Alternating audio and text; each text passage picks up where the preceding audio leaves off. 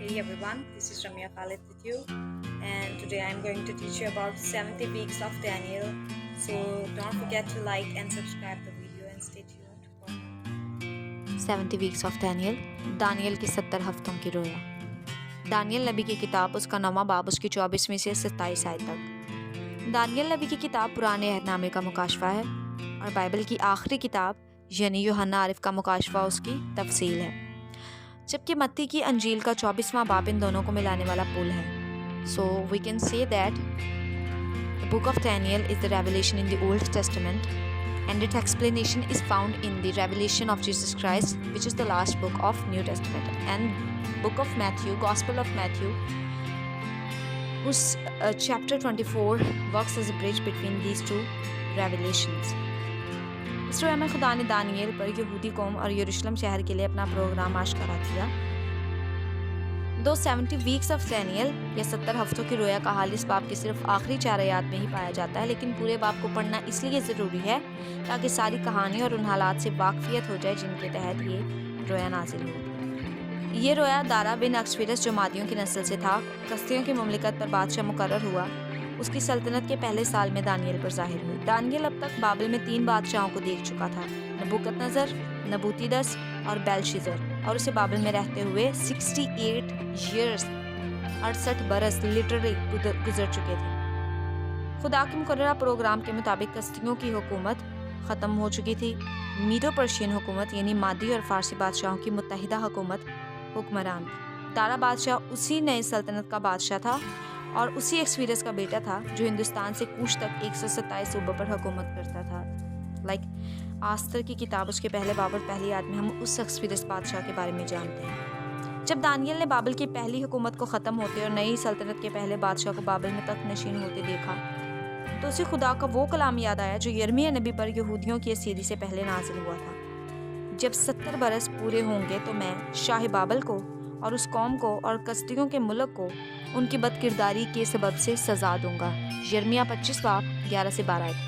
नबूकदनज़र बादशाह के अरूज और ज़वाल के बारे में खुदा ने फरमाया, अब मैंने ये सब ममलिकतें अपने खिदमत गुजार शाह बाबिल नबूकदनज़र के कब्ज़ा में कर दी हैं और मैदान के जानवर भी उसे दिए कि उसके काम आएँ और सब कौमें उसकी और उसके बेटे और उसके पोते की खिदमत करें जब तक कि उसकी ममलिकत का वक़्त ना आए। तो बहुत सी कौमें और बड़े बड़े बादशाह इससे खिदमत करवाएंगे। यिर्मयाह 27 बाब 6वीं आयत से 7वीं आयत तक। दानियल ने नबूकदनज़र और उसके बेटे नबूतीदस और उसके पोते बेलशीज़र की खिदमत की थी और उनकी सल्तनत का खात्मा भी देख लिया था। लिहाजा अब गौर करने का मुकाम था कि इसके बाद खुदा का क्या प्रोग्राम था।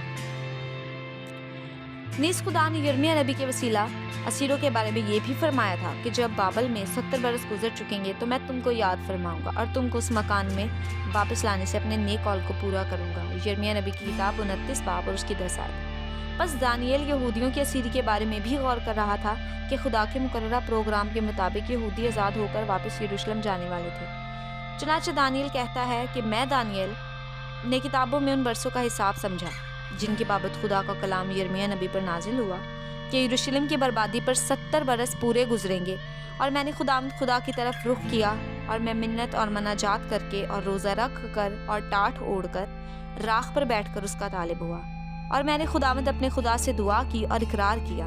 दानियल 9 बाब 2 से 4 आयत। दानियल की ये दुआ 4 से 23 आयत पर मुश्तमिल है।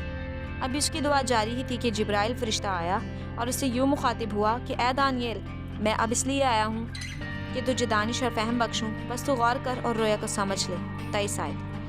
बस सबसे पहले ये समझ लेना ज़रूरी है कि दानियल ने 70 हफ्तों की रोया के लिए दुआ नहीं की थी, बल्कि वो सिर्फ 70 बरसों को समझने और अपनी कौम की असीरी ख़त्म होने के बारे में दुआ कर रहा था कि खुदा ने उस पर 70 हफ्तों यानी 490 बरसों का भेद खोल दिया। इससे हम ये सबक सीखते हैं कि जो लोग सच्चे दिल से खुदा के तालिब होते हैं, खुदा उन पर उनकी तवक्को से कहीं ज़्यादा भेद आश्कारा कर देता है। दूसरा सबक ये भी सीखते हैं कि जो दुआ रोज़ा रखना और इंतसारी करने में की जाती है वो फ़ौरन सुनी और कबूल हो जाती है, क्योंकि अभी उसकी दुआ ख़त्म भी नहीं हुई थी कि जिब्राइल फरिश्ता उसका जवाब लेकर उसके पास पहुंच गया और उसने बताया कि तेरी मुनाजात के शुरू ही में हुक्म सादर हुआ, यानी अभी तूने दुआ शुरू ही की थी कि खुदा ने मुझे तुम्हारे पास जाने का हुक्म दिया था।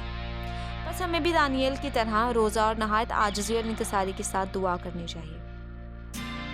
Let's move to the 70 weeks. 70 ساتیں۔ جبرائیل فرشتہ نے دانیل کو بتایا کہ تیرے لوگوں اور تیرے مقدس شہر کے لیے 70 ہفتے مقرر کیے گئے ہیں۔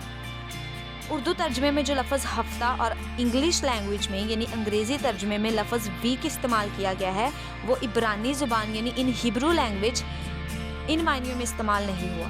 عبرانی لفظ ہیبرو ورڈ ہیپٹیڈ کے معنی ہفتہ یا ویک نہیں ہے بلکہ 7 ہے۔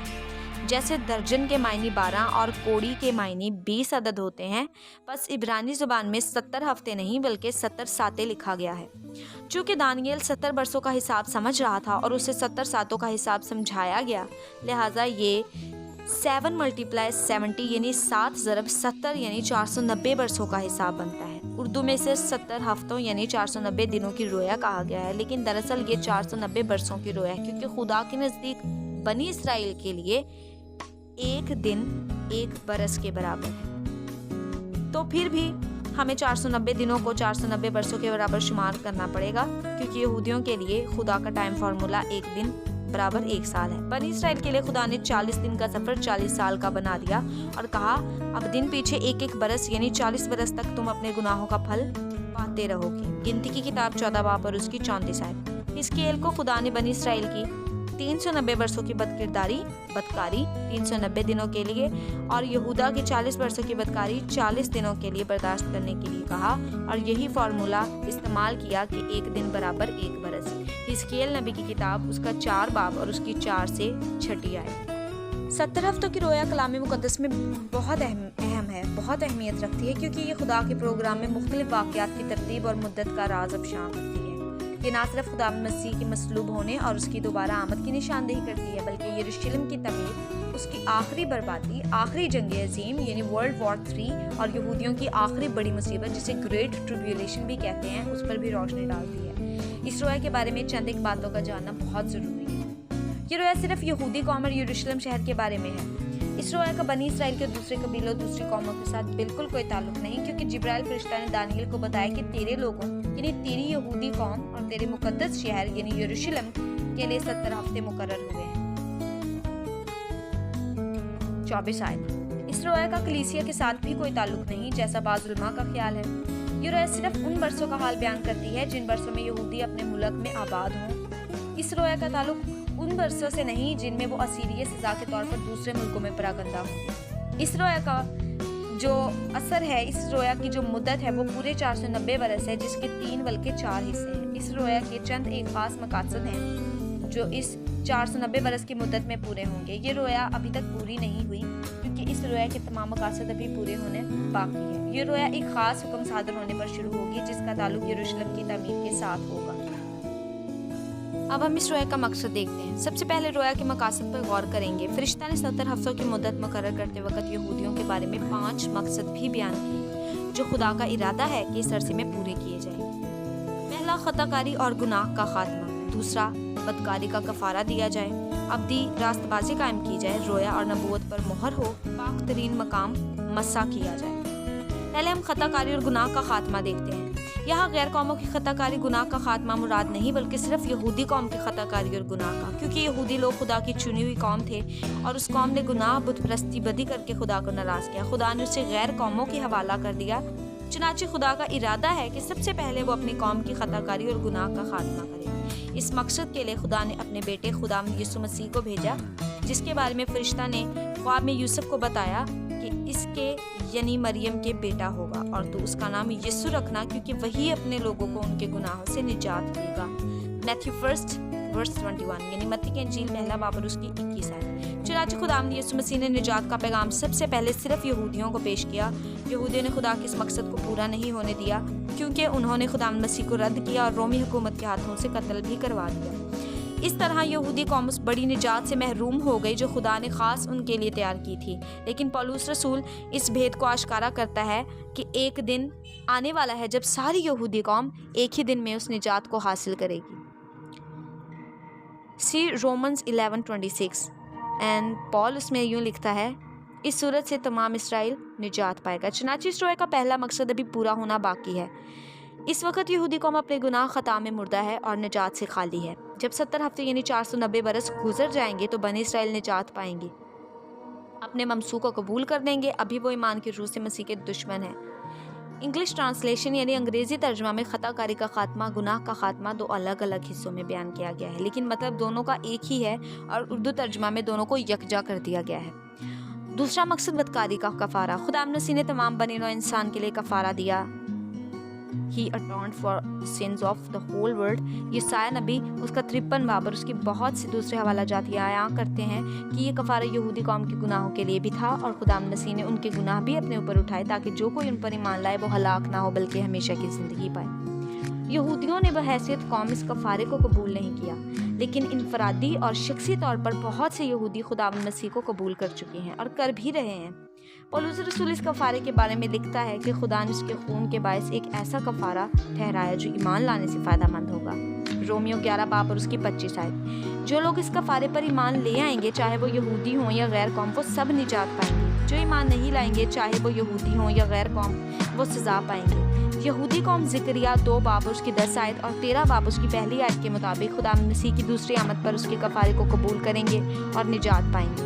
انگریزی ترجمے میں بدکاری کا کفارہ دیا جائے کی بجائے صلح کرائی جائے لکھا گیا ہے۔ اس ترجمے کے مطابق بھی بنی اسرائیل کی خدا کے ساتھ صلح ہونا باقی ہے۔ جب وہ خدا مسیح کو اپنا نجات دہندہ قبول کر لیں گے تو ان کی خدا کے ساتھ صلح ہو جائے گی۔ ابھی تک اس قوم کی خدا کے ساتھ جدائی اور ناراضگی ہے۔ یسایہ 59 باب اور اس کی 2 آیت۔ یہ صلح خدا مسیح کو قبول کیے بغیر ہرگز نہیں ہو سکتی، اگرچہ وہ اصلی زیتون کی ڈالی ہے۔ رومیو 11 باب 21 آیت، مگر کاٹی گئی ہے اور اس وقت تک پھل نہیں لا سکتی جب تک دوبارہ پیوند نہ کی جائے۔ خدا مسیح کو قبول کرنے سے وہ پھر اصلی زیتون میں پیوند ہو جائے گی اور پہلی اصلی صلح بھی ہو جائے گی، اور یہی اصلی صلح ہے۔ تیسرا مقصد ابدی راست بازی قائم کرنا۔ ابدی راست بازی اس وقت قائم ہوگی جب خدا مسیح اس زمین پر اپنی 1000 سالہ بادشاہی شروع کریں گے۔ ان کے بارے میں یسایہ نبی لکھتا ہے کہ ایک بادشاہ صداقت سے سلطنت کرے گا۔ 32 باب اس کی پہلی آیت۔ اس کی کمر کا پٹکا راست بازی ہوگا۔ 11 باب اور اس کی 5 آیت۔ خدا مسیح کے عہد حکومت میں شیطان 1000 برس کے لیے باندھ دیا جائے گا تاکہ پھر قوموں کو گمراہ نہ کرے۔ سی ریویلیشن 20 and 1-3 ورسز۔ اور اس طرح خدا مسیح کی بادشاہی میں گناہ اور بدکاری کی بجائے راست بازی بسے گی۔ چوتھا مقصد ہے رویا اور نبوت پر مہر۔ مہر ہونے کا مطلب ہے بند ہونا یا ختم ہونا۔ بس رویا اور نبوت پر مہر ہو، اس کا مطلب یہ ہے کہ رویا اور نبوت ختم ہو جائیں گے، اور یہ اس وقت ہوگا جب خدا مسیح کی 1000 سالہ بادشاہی شروع ہوگی۔ اس وقت نہ رویا نظر آئے گی اور نہ کوئی نبوت کرے گا، کیونکہ خدا مسیح خود بادشاہ ہوں گے، اس لیے رویا اور نبوت کی ضرورت ہی نہیں رہے گی۔ پولس رسول لکھتا ہے کہ نبوتیں ہوں تو موقوف ہو جائیں گی۔ پہلا کرنتھیوں 13 باب اور اس کی 8 آیت۔ پانچواں مقصد ہے پاک ترین مکان مسح کیا جائے گا۔ پاک ترین مقام خدا کے مقدس کا وہ حصہ تھا جہاں عہد کا صندوق رکھا جاتا تھا۔ یہ حصہ خیمہ اجتماع میں تھا جسے موسیٰ نے بنایا، ہیکل میں بھی تھا جسے سلمان نے بنوایا۔ جو ہیکل خدا مسیح کے وقت یروشلم میں تھی اس میں پاک ترین مقام تو تھا مگر عہد کا صندوق نہیں تھا۔ یہ ہیکل رومی حاکم تیتس نے 8 اگست 70 عیسوی میں تباہ کر دی۔ اس وقت سے یہودیوں کی کوئی ہیکل نہیں اور اس لیے کوئی پاک ترین مقام بھی نہیں۔ جب خدا مسیح کی 1000 سالہ بادشاہت شروع ہوگی تو وہ ایک ہیکل بنوائیں گے۔ زکریا 6 باب اور اس کی 13 آیت میں اس کا حال ہم جان سکتے ہیں۔ یہ ہیکل اس نقشے کے مطابق بنے گی جو حزقیل 40 باب سے 48 باب میں دیا گیا ہے۔ اس ہیکل کا پاک ترین مقام مسح کیا جائے گا اور عہد کا صندوق بھی اس میں رکھا جائے گا، اور اس میں پہلے کی طرح خدا کا جلال پھر سے بھر جائے گا۔ حزقیل 43 باب اس کی پہلی سے 6 آیت اور پہلا سلاطین 8 باب اس کی پہلی سے 11 آیت۔ اب ہم دانیل کے 70 ہفتوں کی ڈویژن دیکھیں گے یا تقسیم دیکھیں گے کہ وہ کس طریقے سے تقسیم ہوئے ہیں۔ اب ہم 70 ہفتوں کا شروع، تقسیم اور آخر پر غور کرتے ہیں۔ یہ سمجھ لینا بہت ضروری ہے کہ 490 برسوں کا عرصہ کب شروع ہوتا ہے۔ یہ مدت اسی وقت شروع نہیں ہو گئی جب دانیل کو رویا ملی، اور نہ یہودیوں کے 70 برس کے سیری ختم ہونے پر، بلکہ فرشتہ نے اس کے شروع ہونے کی ایک خاص نشانی بتائی کہ جب کوئی بادشاہ یروشلم دوبارہ تعمیر کرنے کا حکم صادر کرے گا اس وقت یہ مدت شروع ہو جائے گی۔ چنانچہ ہمیں کلام مقدس میں سے کسی بادشاہ کا ایسا حکم ڈھونڈنا ہے جو یروشلم کی بحالی کے لیے صادر کیا گیا ہو۔ بہت سے مفسرین یہاں غلطی کر جاتے ہیں اور وہ صحیح حکم سے شروع نہیں کرتے اور اس طرح ساری رویا کی تفسیر غلط بیان کر جاتے ہیں۔ کلام مقدس میں 4 حوالہ جات ہیں جن میں سے کسی بادشاہ نے حکم صادر کیا۔ ہم چاروں کو مختصر طور پر بیان کریں گے تاکہ آخر میں بیان کر سکیں کہ کون سا حکم درست ہے۔ سی Azra first and first 4 versus. Azra کی کتاب اس کا پہلا باب اس کی پہلی سے 4 آیت۔ شاہ فارس کورس نے 536 قبل از مسیح میں حکم صادر کیا کہ یروشلم میں خدا کا گھر جو برباد پڑا ہے بنایا جائے۔ इस हुक्म को गौर से देखें तो मालूम होगा कि इस हुक्म में यरूशलेम की तामीर का कोई जिक्र नहीं, सिर्फ खुदा के घर के बनाने का हुक्म है। हमें दानियल 9:25 आयत याद रखनी, जिसमें लिखा है कि समझ ले कि यरूशलेम की बहाली और तामीर का हुक्म सादर होने से बस शाह फारस होरस वो बादशाह नहीं जिसने मतलूबा हुक्म सादर किया। आगे देखें इज़रा 2 बाब उसकी पहली आयत, 6 बाब और उसकी 12 आयत। तकरीबन 519 कबल अज़ मसीह में दारा मादी बादशाह ने हुक्म सादर किया कि हैकल बनाने का काम जो काफ़ी बरसों से रुक गया था दोबारा शुरू किया जाए। ये हुक्म भी हैकल बनाने के लिए था। तीसरा पॉइंट देखें इज़रा 7 बाब और उसकी 11 से 22 आयत। इसी तरह एक और हुक्म एस्ट्रोज़रक्सीज़ यानी कि अरक्सश्ता बादशाह ने 458 कबल अज़ मसीह में दिया, वो भी हैकल की तामीर के बारे में था। और चौथा पॉइंट जो है वो है नहमिया 2 बाब पहली आयत। उसमें अरतशस्ता बादशाह 445 कबल अज़ मसीह में अपनी सल्तनत के 20वें बरस नहमिया के कहने पर एक हुक्म सादर करता है कि यरूशलेम बनाया जाए। नहमिया के साथियों ने यरूशलेम पहुंचकर 52 दिन में यरूशलेम की दीवार की मुरम्मत की। नहमिया 6:15 आयत। लेकिन यरूशलेम शहर को तामीर करने के लिए तकरीबन 12 बरस लग गए। ये वो हुक्म था जो दानियल 9:25 आयत के मुताबिक बिल्कुल ठीक था, यानी यरूशलेम की बहाली और तामीर का हुक्म। लिहाजा दानियल के 70 हफ्तों की रोया 445 कबल अज़ मसीह में शुरू होती है। अब 70 हफ्तों की रोया 490 बरसों के लिए है। इन बरसों को 3 हिस्सों में तकसीम किया गया है, यानी 7 हफ्ते, 62 हफ्ते और 1 हफ्ता। 7 हफ्तों का पहला हिस्सा यरूशलेम की तामीर को जाहिर करता है। यरूशलेम की तामीर पर इतना लंबा अरसा लगने की वजह रुकावटें और मुश्किलें थी। संबलत और तोबिया और दूसरे मुखालफी ने बादशाह से शिकायतें कर करके काम बंद करवा दिया था, जो तकरीबन 16 साल बंद रहा, लेकिन फिर दोबारा शुरू हुआ। इसीलिए 25वीं आयत में बताया गया है कि तब फिर बाजार तामीर किए जाएंगे, फसील बनाई जाएगी, मगर मुसीबत के अयाम में। अगर नहमिया की किताब पढ़ें तो इस मुखालफत और मुसीबत का हाल तफसील से मालूम हो जाता है, जिसकी वजह से यरूशलेम की तामीर का काम रुका रहा। दूसरे हिस्से यानी 62 हफ्तों के बारे में लिखा है कि 62 हफ्तों के बाद वो ममसू कत्ल किया जाएगा और उसका कुछ ना रहेगा, यानी मज़ीद 434 साल गुजरने के बाद वो ममसू यानी खुदावंद यीशु मसीह कत्ल किया जाएगा। उसका मतलब ये हुआ कि यरूशलेम की तामीर का हुक्म सादर होने के बाद पूरे 483 बरस के बाद मसीह यीशु कत्ल किया जाएगा। यहूदी कैलेंडर में साल के 360 दिन होते हैं, बस 360 ज़रब 483 तो ये बनते हैं 1,73,880 दिन। 14 मार्च 445 कबल अज़ मसीह को यरूशलेम की तामीर का हुक्म सादर हुआ और अप्रैल 32 ईस्वी तक पूरे 1,77,880 दिन बनते हैं, जिस दिन खुदावंद मसीह मसलूब हुए। अगर इन 483 बरसों के हिसाब में कुछ फ़र्क आ भी जाए तो वो बाइद अज़ क़यास नहीं, क्योंकि कबल अज़ मसीह का ज़माना ख़त्म होने और ईसवी ज़माना शुरू होने में 1 साल का फ़र्क पड़ता है। खुदा मसीह की पैदाइश और मसलूब होने का दुरुस्त साल और तारीख आज तक मालूम नहीं। तीसरा हिस्सा आखिरी 1 हफ्ता यानी 7 बरस का है। 26वीं आयत में ममसूक के कत्ल किए जाने के बाद एक बादशाह का जिक्र है, जिसके लोग शहर और मुकद्दस को मसमार करेंगे और 1 हफ्ता के लिए बहुतों से अहद कायम करेगा। देखना यह है कि ये बादशाह कौन सा है। खुदा मसीह के मसलूब किए जाने के बाद जिस बादशाह ने यरूशलेम को मसमार किया वो रोमी हाकम तीतस था, लेकिन उसने किसी से 1 हफ्ते के लिए कोई अहद नहीं बांधा। और जब यरूशलेम 70 ईस्वी में बर्बाद हो गया तो यहूदी कौम भी इसराइल से निकाल दी गई। जब यहूदी लोग ही इसराइल में ना रहे तो 70 हफ्तों की रोया उन बरसों को शुमार ही नहीं करती। यहूदी 70 ईस्वी के बाद तकरीबन 1900 साल तक मुल्क दर मुल्क धक्के खाते फिरे। मसलन 627 ईस्वी में उन्हें हिजाज से निकाला गया, 890 में उन्हें शुमाल से निकाला गया, 620 में पुर्तगाल से निकाला गया, 1110 में स्पेन से निकाला गया, 1390 में बरतानिया से, 1606 में फ्रांस से निकाला गया, फिर 1390 में बरतानिया से, 1306 में उन्हें फ्रांस से निकाला गया, 1370 में बेल्जियम से, 1370 में चेकोस्लोवेकिया से निकाल दिया गया, 1394 में दोबारा फ्रांस से, 1442 में हॉलैंड से, 1501 में रूस से, 1440 और 1540 में उन्हें इटली से निकाला गया, 1551 में जर्मनी से। गुज़श्ता सदियों में भी ऐसा ही होता रहा। आखिर 14 मई 1948 को उन्हें अपना मुल्क इसराइल फिर दोबारा मिल गया और अभी तक ऐसा कोई बादशाह नहीं आया जिसने यहूदियों से और दूसरों से 1 हफ्ता के लिए अहद लिया हो, नस्फ हफ्ता में ज़िबहा और हदिया मौकूफ़ किया हो और फसीलों पर उजाड़ने वाली मकरूहात रखी हो। खुदा मसीह ने इस उजाड़ने वाली मकरूह चीज़ को, जिसका जिक्र दानियल नबी की किताब में आया है, अपनी आमदसानी के करीब बताया है।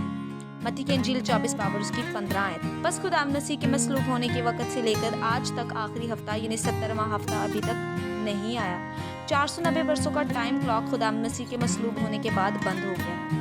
483 बरस गुजर चुके थे और अभी 7 साल बाकी थे। जिस दिन कोई बादशाह बहुतों के साथ 7 साला अहद करेगा और दूसरी शराइत पूरी करेगा जो 27 आयत में दर्ज है, उस दिन टाइम क्लॉक दोबारा चलना शुरू हो जाएगा और बकाया 7 साल का अरसा भी पूरा हो जाएगा। चुनांचे हम मालूम करते हैं कि दरमियानी गैप जो 2000 बरस का ज़माना है कलीसिया का ज़माना कहलाता है। दानियल पर जाहिर नहीं किया गया, क्योंकि अगर यहूदी कौम खुदावंद मसीह को कबूल कर लेती तो 70वां हफ्ता फ़ौरन ही शुरू हो जाता। वो बादशाह जिसके बारे में 26 आयत कहती है कि एक बादशाह आएगा मुखालिफ मसीह है जो अभी आने वाला है, उसका हाल आगे आएगा। 69वां हफ्ता गुजरने के बाद 6 चीज़ें वाक़या होंगी। ममसूह फरमारवाह कत्ल किया जाएगा, एक बादशाह आएगा जिसके शहर और मकदस को मस्मार करेंगे और आखिर तक लड़ाई बर्बादी मुकर्रर हो चुकी है। वो बादशाह बहुतों से एक हफ्ते का अहद कायम करेगा। वह नस्फ हफ्ता में ज़िबा और हदिया मकूफ करेगा। फसीलों पर उजाड़ने वाली मकरूहात रखी जाएंगी। उस उजाड़ने वाले बादशाह पर वो बला जो मुकर्रर की गई है वाक़या होगी। उन 6 बातों में से सिर्फ पहली बात पूरी होती है, यानी ममसूह फरमारवाह कत्ल हो चुका है। यरूशलेम शहर हैकल के मस्मार करने के बारे में समझ लेना ज़रूरी है कि खुदावंद मसीह के मसलूब होने के 40 साल बाद एक बादशाह आया, यानी रोमी हाकिम तीतस, जिसने 70 ईस्वी 70 एनो डोमिनी में शहर और मुकद्दस दोनों को बर्बाद कर दिया। लेकिन ये बादशाह किसी और बादशाह का पेश खैमा था और ये तबाही एक और बड़ी तबाही की पेश खैमा थी। इसलिए हम ये कहते हैं कि ये बातें अभी पूरी होना बाकी हैं। अभी किसी बादशाह ने 7 साला अहद यहूदियों से नहीं किया और उसने नस्फ हफ्ता यानी 3.5 साल के बाद उस अहद को तोड़ देना है। ये हिस्सा भी पूरा नहीं हुआ और इस बादशाह का अंजाम भी अभी मुस्तकबिल की बात है। दानियल 9 बाब और उसकी 27 आयत के अलावा कलाम मुकद्दस में 4 और हवाला जात हैं जो उस बादशाह की तरफ इशारा करते हैं और उस बादशाह की खास सिफात काम बयान करते हैं जो आखिरी ज़माने में 7 की हुकूमत करने के लिए मुकर्रर होगा। वो हवाला जात 2 तिमोथियस 2 बाब 1 से 9 आयत, मुकाशवा 13 बाब 1 से 8 आयत, मुकाशवा 17 बाब 3 से 18 आयत, दानियल 7 बाब 24 से 27 आयत। 2 तिमोथियस के 2 बाब और उसकी 1 से 9वीं आयत में हम ये हवाला इस बादशाह के बारे में देखते हैं। वो खुदा मसीह की दूसरी आमद से पहले आएगा। उसका नाम गुनाह का शख्स और हलाकत का फर्जंद होगा। वो खुदा की मुखालफत करेगा। वो अपने आप को हर जगह खुदा से बड़ा ठहराएगा। वो हैकल में बैठकर अपने आप को खुदा जाहिर करेगा। उसको जाहिर होने से एक चीज़ रोक रही है, उसका नाम बेदीन भी है। खुदा मसीह उसको आकर नेस्त करेंगे। उसकी तासीर शैतान की तासीर की मानिंद होगी। वो हर तरह की झूठी कुदरत, निशान, अजीब काम दिखाएगा। बहुत से लोग धोखा खाएंगे। मुकाशवा 13 बाब 1 से 8 आयत का हवाला इसी बादशाह की सिफात बयान करता है। वो पुरानी रोमी हुकूमत में से होगा। शैतान उसे अपनी कुदरत, तख्त और इख्तियार देगा। उसके सर पर जख्मकारी लगेगा, लेकिन वो अच्छा हो जाएगा। दुनिया उसकी परस्तिश करेगी, कोई उससे लड़ाई करने की जुर्रत नहीं करेगा। उसे 42 माह तक बड़ा बोल और कुफर बकने का इख्तियार दिया जाएगा।